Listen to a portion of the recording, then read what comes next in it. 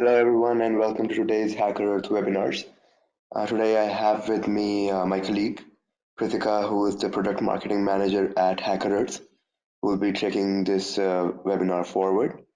A little bit about the platform initially, the GoToWebinar platform. On the platform, we have a questions tab in which you can ask your questions whenever you have them, and we'll be happy to address them at the end. So without further ado, I'll hand over the mic to Pritika, who will take you through this informative presentation today. I hope you all have a good time. Over to you, Pritika.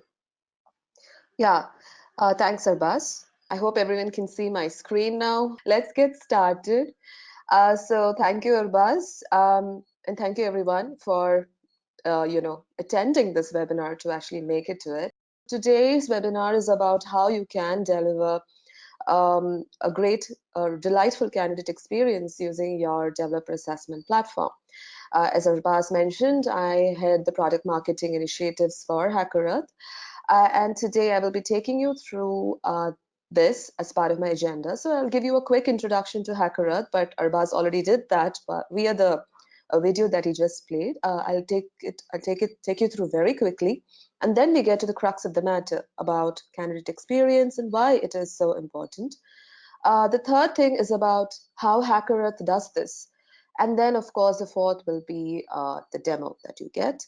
Through the demo, I'll give you a quick look at what the test interface looks like for the candidate and a look at some of the nifty features that are available on the platform. Okay, so you already saw the detailed video. So this is what we do. We are an accurate developer assessment platform, and we enable organizations to find a potentially good hire because most recruiters often tell us that they always have this fear of missing out on good talent. And through that process, we also help developers reduce the time to hire. In fact, one of the major problems that companies face is the manual assessment process. So by automating this, we help you do that. And thanks to our question library, thanks to the quality of questions and assessments that are available on the platform, we also help you improve the quality of hires. And the third most important thing, one of the main reasons why we are chosen by developers and enterprises alike is because we believe in delivering a great candidate experience. And I'll be talking more on that in the upcoming slides. And of course, we also help you scale across different roles. So when you automate, you can use the same efforts to scale across multiple roles and close positions quickly. Right, so about the company, we were founded in 2012 and we have headquartered in Silicon Valley, California. We also have offices across US, India, and China.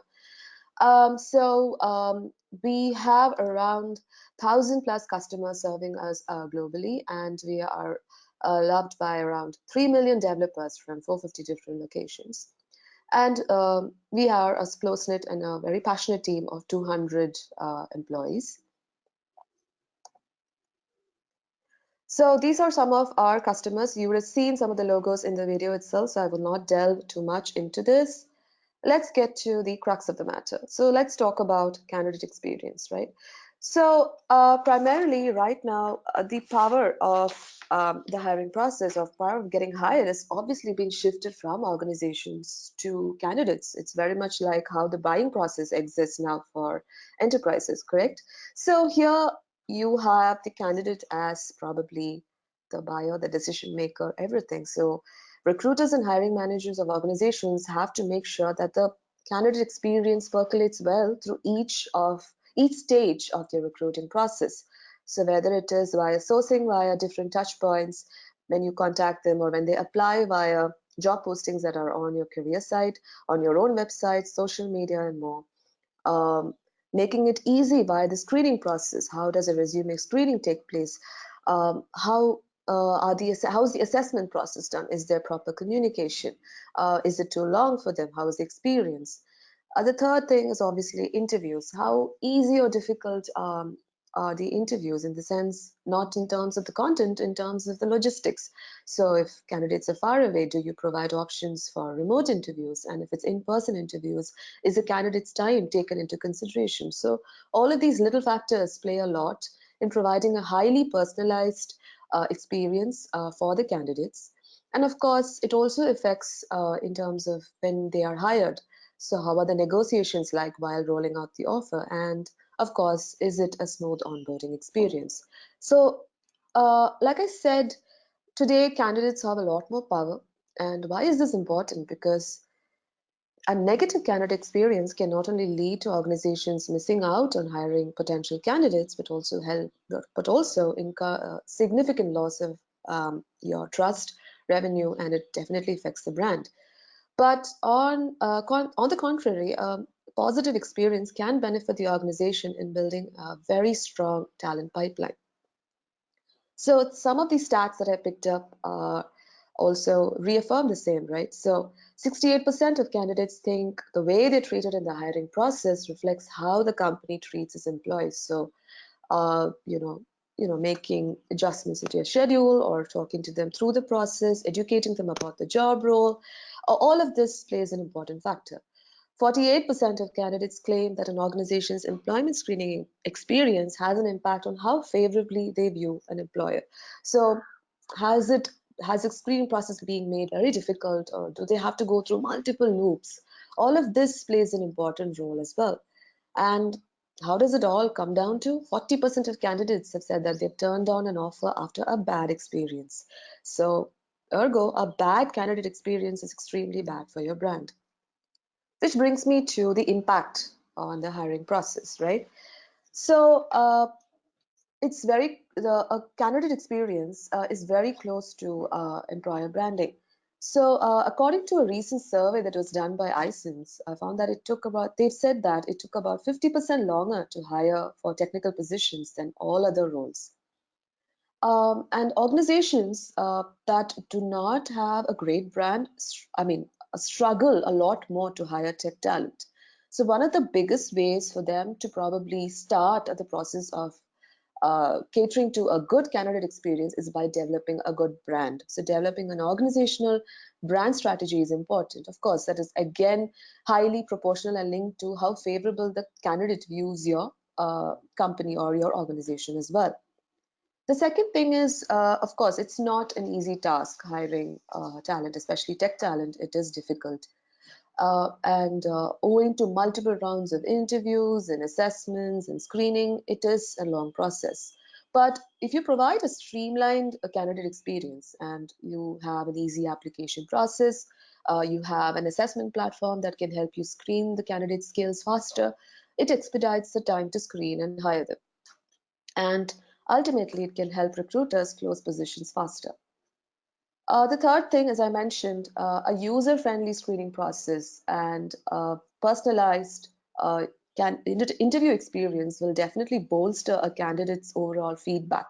Will probably make them feel welcome and probably make them feel happy about having undertaken a screening or an evaluation process at your organization, which in turn will help you improve job acceptance rates. And the reason I'm talking about this is because I've spoken to multiple recruiters who said that it is obviously frustrating and sometimes they don't understand why candidates drop off after getting the offer.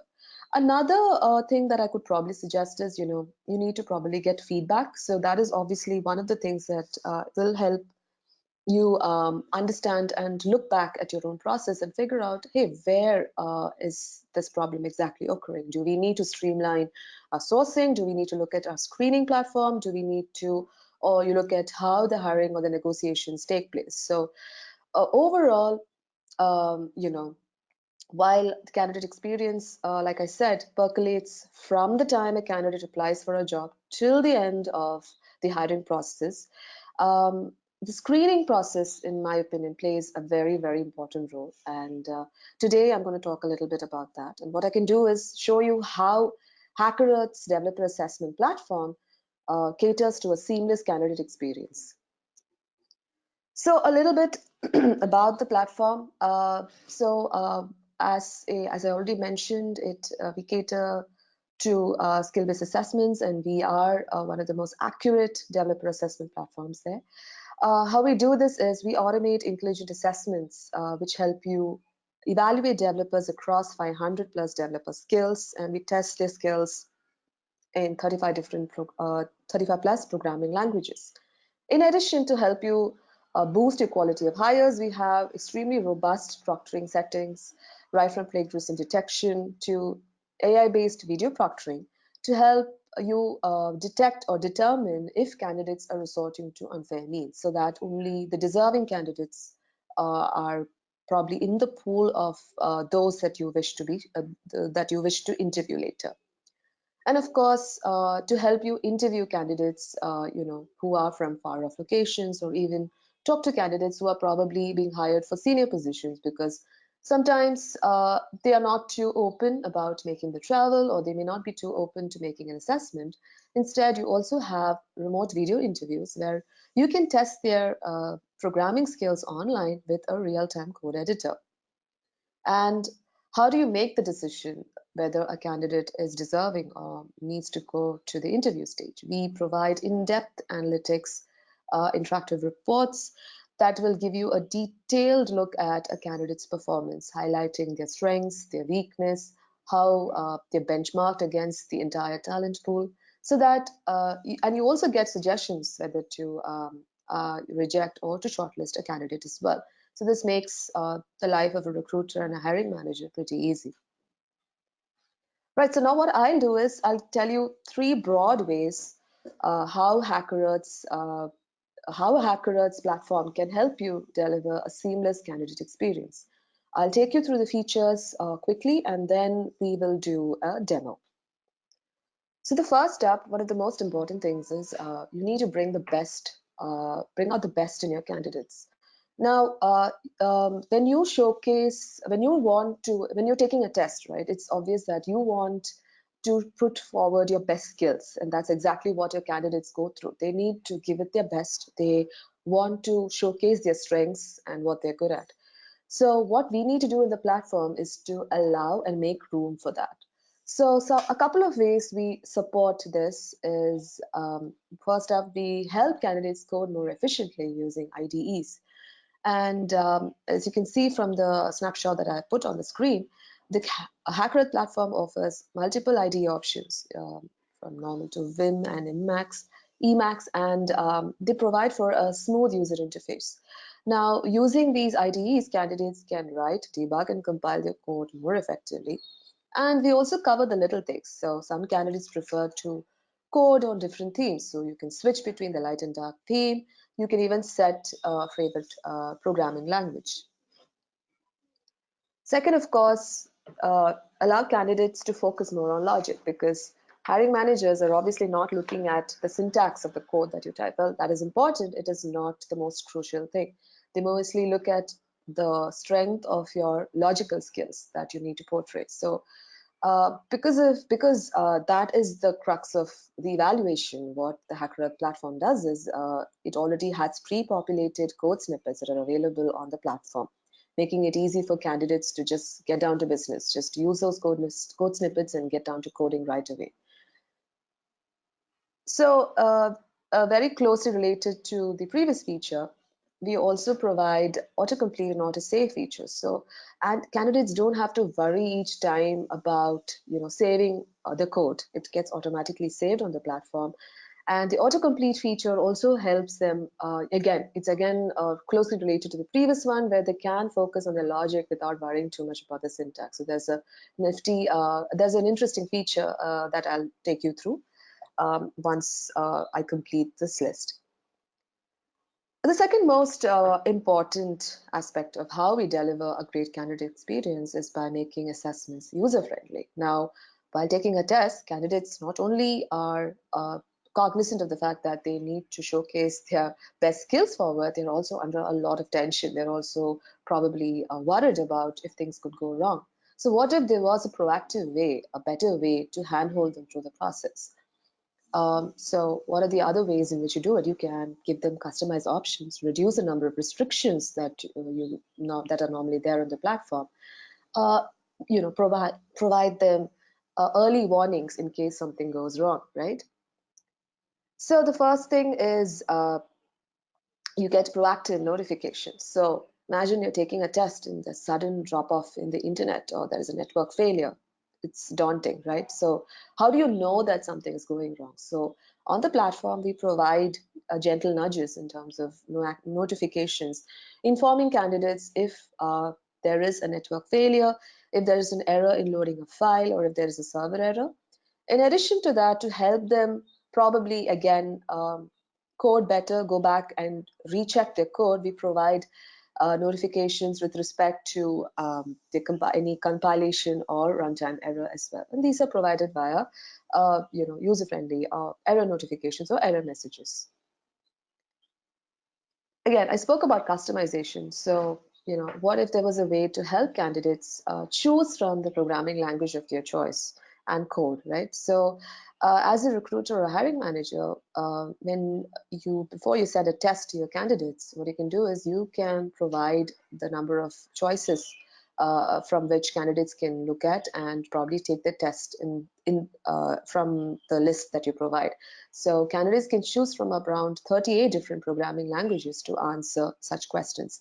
So this way they're more comfortable and they're in their zone and they're able to again showcase their skills in a better way. Now, in addition to that, candidates can also take an assessment in 5 other native languages apart from English. So this again is a setting that can be enabled by the recruiter or hiring manager before sending out the test. Right. So now let's go to the third most important thing, which is making room for improvement. So preparing for assessments, is important, right? Now, what you can do is you can allow candidates to take practice tests so that they're more familiar with the test environment. So the screen that I'm showing you right now is normally sent to every candidate to whom an invite is sent, right? So before that, you have a practice test it's ideal for them to undertake so that they are more familiar with what the questions look like and what the interface is, and they can navigate through the interface more smoothly when they're actually sitting down for the test. And also this will help them gain their confidence and hone these skills a lot more before attempting an actual assessment.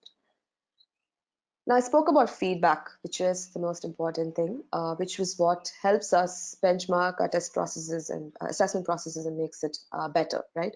So this is a two-way thing. So you need to get candidate feedback to make sure that your assessments are more relevant. But by allowing candidates to give detailed feedback on the HackerEarth platform, recruiters can know more about the experience, can figure out how they found, let's say, the clarity of questions, where they're able to navigate through the test interface. Was the code editor useful? And did they find the skill assessments fair or not? So now I think I can take you through the platform to show you a little bit about what it looks like. So first, let me take you through the recruiter side. Now, for example, this is your test settings page. So here you can go and you can set the language from English, Japanese. You can choose multiple languages. And also here are the candidate settings that you can see. So you can choose what are the fields or what is the information that you require your candidate to key in or to fill in, and you can customize that accordingly. The most interesting thing is, when you send an invite to a candidate, sometimes they often forget to miss it, right? They often forget to see that mail. So you can set this auto reminder email setting here.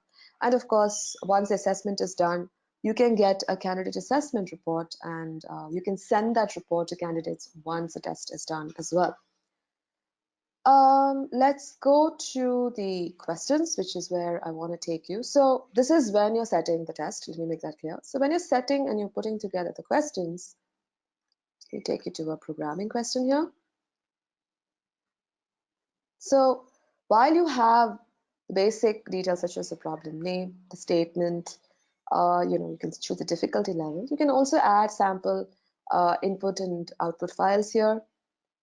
And here is what I meant when you can give them choices. Now, if you can see, these are all the allowed languages in which candidates can code in.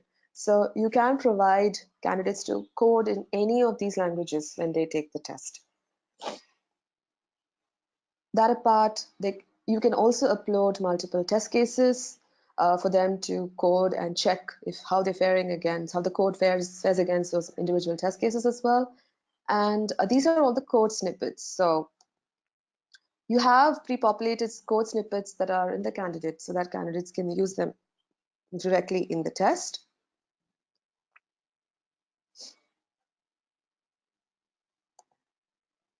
And these are all your email templates. So you have an invite email, you have a reminder email, and in case, it's been canceled and, in fact, if you decide that it's not going forward, you can do that. What is also interesting is as you're taking a test, sometimes you may have to reset the test in case the candidate has not, there's some error or something happened, the candidate is not able to take the test. You can reset the test. So I'll just show you that. So here there's an option called reset test here. So in case I feel that something went wrong and I want the candidate to do it again, or the candidate tells me that, hey, I couldn't complete the test because of this problem, you can ask them to take the test again. So that option is also there. Right. So now let me give you a little sneak peek into the candidate interface.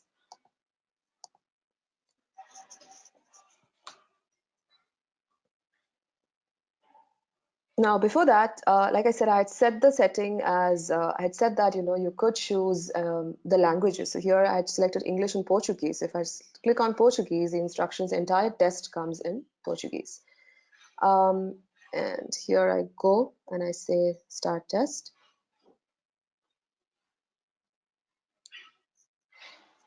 Right, so this is the basic interface. You have help. You can get the test instructions here.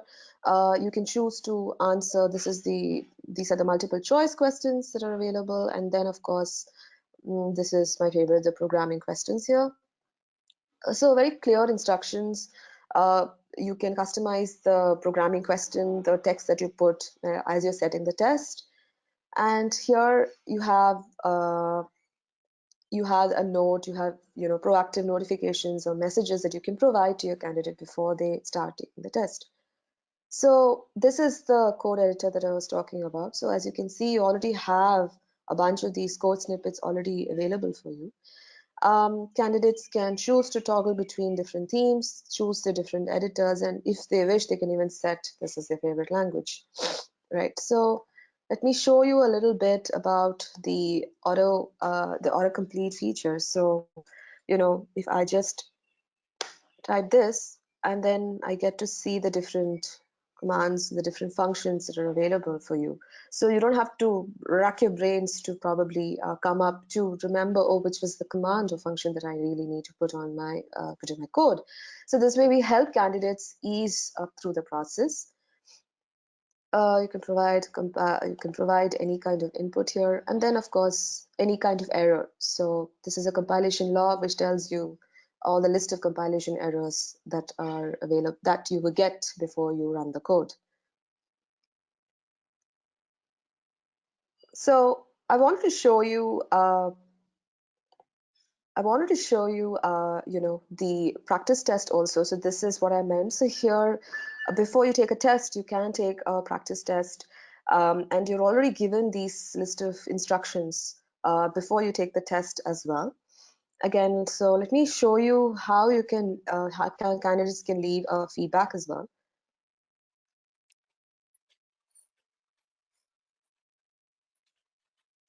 So, like I said, this is how you can probably start solving questions. I spoke about this already. Now when I give end test, I'm asked you still have some time left, do you want to end the test? And then I do end the test, and then I can provide feedback, which is probably recorded. So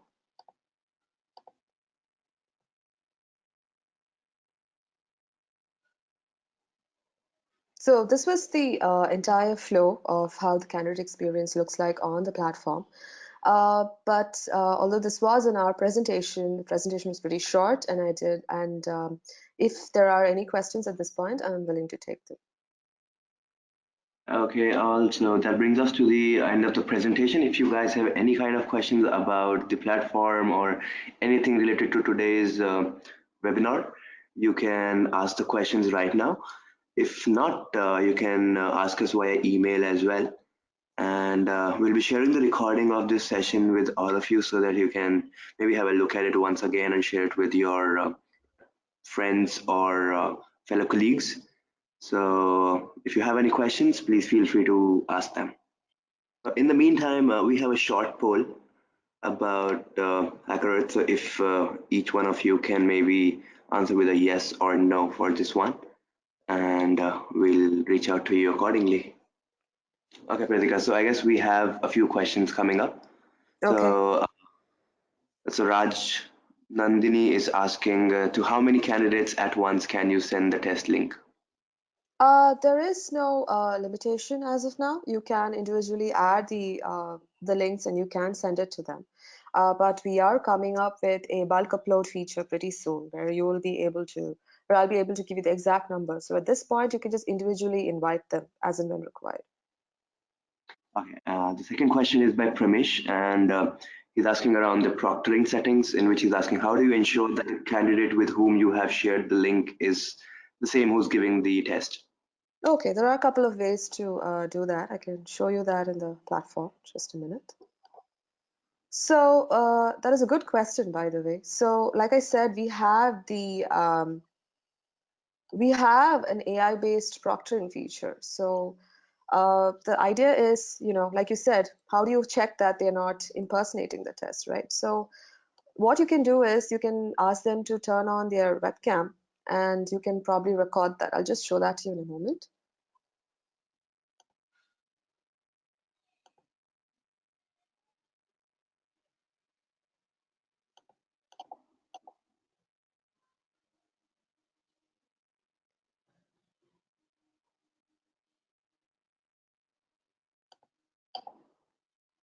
So for example, when you're creating the test, you just have to go to the test settings here.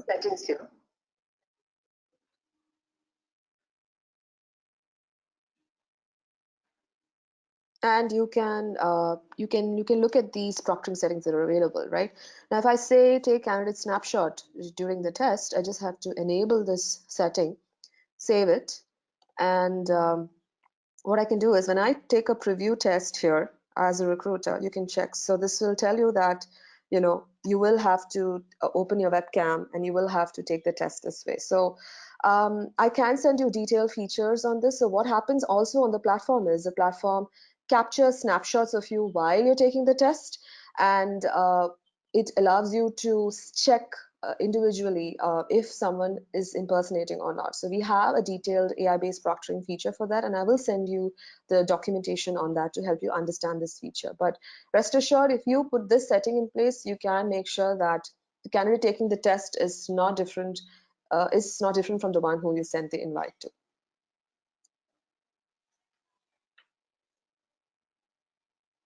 Thank you, Pritika, for that answer. Any more questions do we have? The Pramish says thanks to you as well. Okay, cool. You're welcome. All right, so if there are any questions, you Okay, can so I shoot guess we us have an one email. more question. Sorry, Pritika, Oh, to interrupt you. no problem. So the question is by Raj Nandini again, and she's asking, can a candidate pause the test in between and continue it at a later stage? No, that is not possible at this point. So like I said, sometimes if that were the option, that's why we tend to reset the test because that is not an option. So once they have to start taking the test, they have to complete it for that 1 hour or 1.5 hours, depending on the duration. But yes, if there is an emergency because of which they couldn't take the test, it can be reset. In addition, you can also provide a timeline, which is why, we tell candidates to take the test between an interval that we provide. So within 3 days from now or 4 days from now, and you can set that while you're sending the invite mail so that there's the test expiry is set according to that date. I can show you that. Just see that. Just a minute.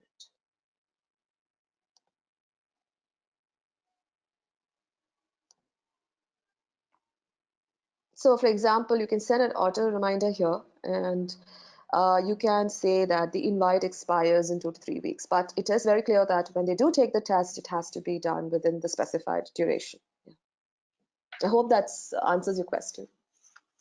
Yes, I guess it does. The next question is by Azhar, and Okay. he's asking, in case the candidate is disconnected from the internet, what happens? Mm. So they normally get an error notification and it's usually picked up from then on. But as far as I know, that there is no complete interruption. So the worst case scenario, like I said, is you can immediately tell the recruiter to reset the test and they'll do it. But if the internet disconnection does happen, the platform attempts to reconnect and tell you that, hey, your internet is not working. So probably move to an area where that happens. But as far as I know, your answers don't get lost. Again, it depends on the gap, the time it takes to disconnect. If there is a complete interruption in the internet itself, then it's better to immediately just raise a complaint to the recruiter who can reset the test for you. Cool. So one more question has popped up, and it Yeah. is, can a candidate take the test with a different email ID? That is, if the invite is not sent via the platform. Um, can you be a little clear about that? Who's I because guess what the question means is, let's say if you not send the invite from the platform by entering the email ID, rather I choose to send it via an email that I draft myself. So will the candidate be able to take the test? No, it has to be sent via the platform because that's how it's enabled. That's how the platform makes a check that you are the candidate who's been sent to. Or you could generate the test link and do it. But at this point, I think it's better to do it via the platform. Like I said, these are good suggestions. And we are making a couple of changes to the interface to make it this way. But right now, the test link has to be sent via the platform. That's why we have the whole email template. We have this whole section where you can invite candidates and configure the invitation email as well. Cool. So another thanks coming over, Pritika. Okay, great. Thank Uh, you, everyone. Yeah. I guess we're done now. If you have any more questions, you can reach out to us by the email ID through which you got the invite, or even you can write at support@hackerearth.com, and we'll be happy to address all the questions. Also, not to forget, you'll be getting a recording of this session in a few hours from now so that you can share it with your peers and other friends as well. So once again, this was your host Arbaz, and I had with me Pritika, who was the product marketing manager at HackerEarth, and we had a great session. Thank you everyone for taking out time from your schedules to be a part of today's session. Hope to see you in more future sessions that we have lined up for you, and happy holidays to you. Happy holidays, guys, and thank you so much for making it for today's sessions. Have a great day. Yep. Thank you. Bye bye. Have a good day ahead.